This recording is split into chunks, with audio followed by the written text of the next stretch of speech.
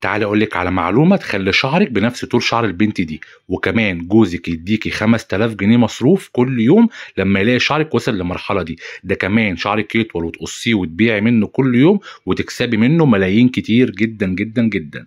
ايوه شعرك هيطول، هيكون احسن شعر في الكوكب كله.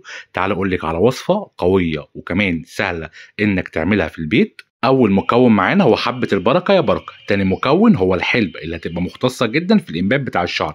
تالت مكون هو ورق الكاري، ولو مش موجود ورق كاري هاتي ورق الغار يحل محله. هتضيفي الميه وتقعدي تغليه، وبعد ما يتغلي بعد 10 دقايق او 20 دقيقه بالظبط هتجيب بخاخه وتحط في البخاخه بتاعتك. اخر حاجه هتعملها ودي اهم حاجه انك تدوس لايك. التفاعل عندي مهم جدا لان اخر فيديو كان ميت بالنسبه لي. حاول تتفاعل، تدوس لايك او تكتب كومنت حلو منك. بعد كده دي الطريقه بتاعت البخ اللي هتبخ بيها المكونات اللي احنا عملناها. هيمنع معايا التساقط وفي نفس الوقت دي يطول لي شعري وينبت لي شعري بشكل سريع جدا وقوي جدا. وكمان شعرك هيبتدي يطول طول غزير جدا لدرجه انت لا يمكن تتخيليها. جوزك هيديكي كل يوم 5000 جنيه. ده مش بس كده، شعرك هتقصيه كل شهر وتبيعي منه بكميات كبيره جدا لكل التجار وكل مراكز التجميل.